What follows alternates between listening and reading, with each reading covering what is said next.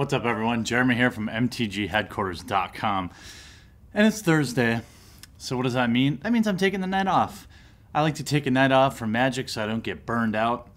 And while I'm running a little behind this week, I wanted to bring you, this is a very new board game or dice game release for the original Bang! Or Bang! Or Bang, please. What I'm going to be doing with these night offs too is I'm going to try to focus on games that you can buy for like $20 and under. A lot of these LCGs, you know, I've been looking at them, and some of them are super duper expensive. And that's not what night off is about for me. It's about having a sweet game to just go play with your friends, to have it on the shelf. And, you know, I'm enjoying these games that really tell us about the likelihood that our friends will stab us in the back. So they say, in the Wild West, the eternal battle between the law and the outlaws keeps heating up. Suddenly, a rain of arrows darkens the sky. It's an Indian attack. Are you bold enough to keep up with the Indians? Or do you have the courage to challenge your fate? Can you expose and defeat the ruthless gunmen around you? So you get 5 bang dice, 30 cards, so it's 8 rolls, 16 characters, 6 summaries, 9 arrow tokens, 40 bullet tokens, and of course the game rules. So for those of you, this game is obviously brand new to me, but I was at my local game store and I was asking them, like, hey, are there $20 games or less that I should try out? And I think the card game of this came up, and this is another kind of, they say 3 to 8 players, but it only takes about 15 minutes to play. Check out those cool dice. You've got what looks like a scope, some dynamite, maybe some bullet holes, a mug of beer, and an arrow. Those all seem like legit die to have. Oh, she looks kind of angry, but I'm strangely attracted to her. So what do we have here? I'll give you like a brief overview of what they say about the die pieces. So the arrow, Indian arrow, you must resolve this die immediately when rolled, not at the end of your turn. Take 1 arrow token, one per arrow rolled, so you could roll several arrows, and keep it in front of you. You may roll the die again if you have any rerolls left. If you take the last arrow, the Indians attack, and each player loses 1 life point for each arrow in front of them. After the attack, all players discard their arrows, and you resume your turn.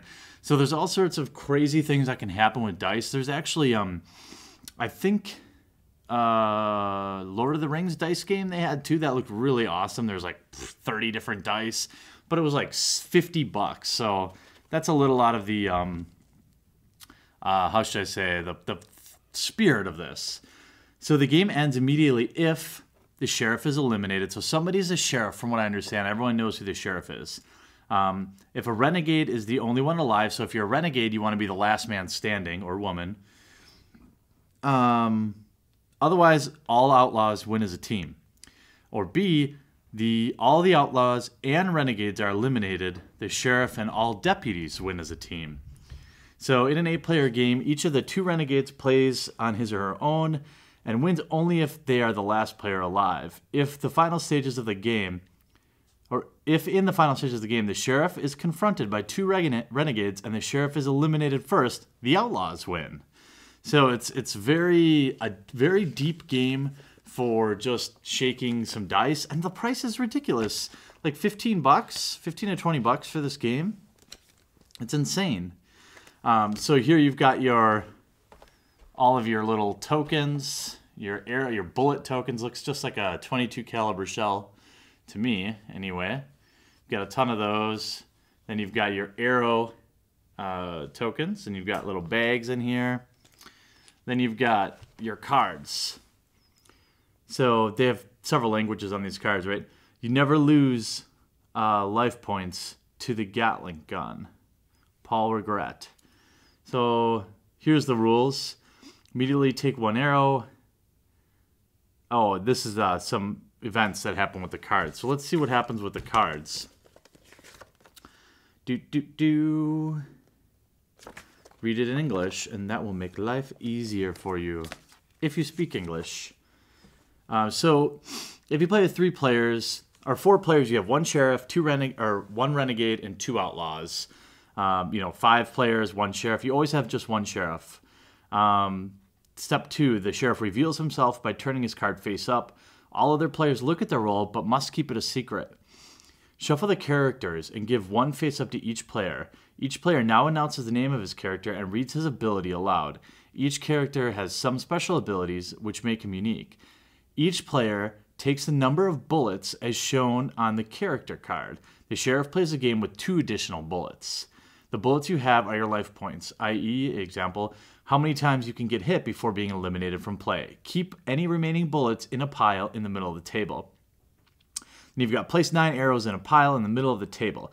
Put the remaining rolls of the characters back in the box. The sheriff takes 5 dice and starts the game. The game has started. I'm trying to give some rules so you guys get a good idea of it. So, on your turn, you will roll all 5 dice.